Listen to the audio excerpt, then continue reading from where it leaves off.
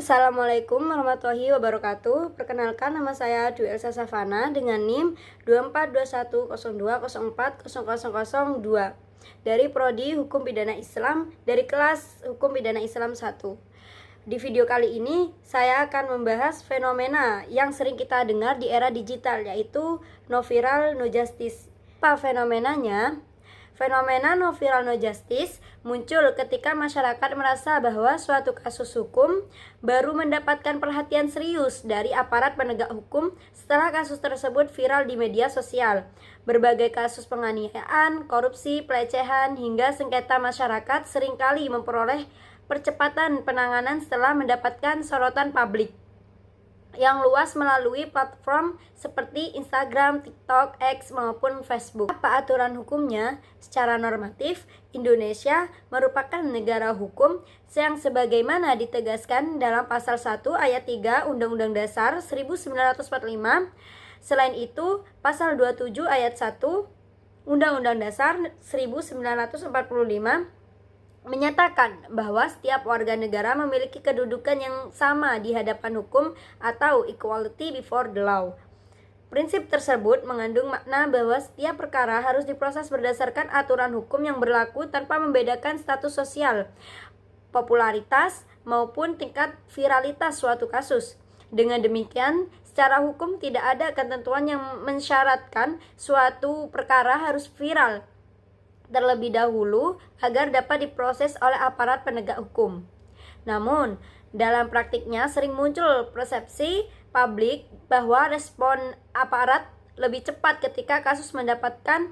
Masyarakat memberikan respon yang beragam terhadap fenomena ini. Sebagian masyarakat menganggap media sosial sebagai alat kontrol sosial yang efektif untuk mengawasi kinerja aparat penegak hukum.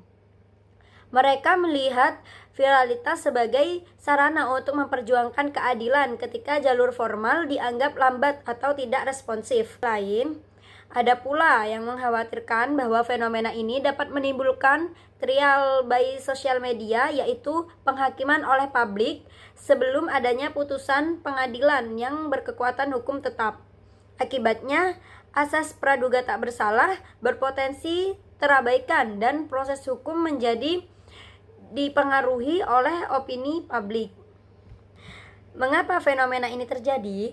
Menurut perspektif sosiologi hukum, fenomena no viral no justice ini terjadi karena adanya kesenjangan antara hukum yang seharusnya berlaku atau desolen dengan kenyataan yang terjadi di masyarakat atau desain.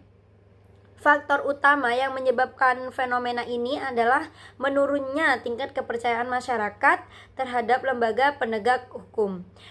Ketika masyarakat melihat adanya ketidakadilan, lambatnya proses hukum, atau perbedaan perlakuan terhadap kasus tertentu, mereka mencari alternatif pengawasan melalui media sosial.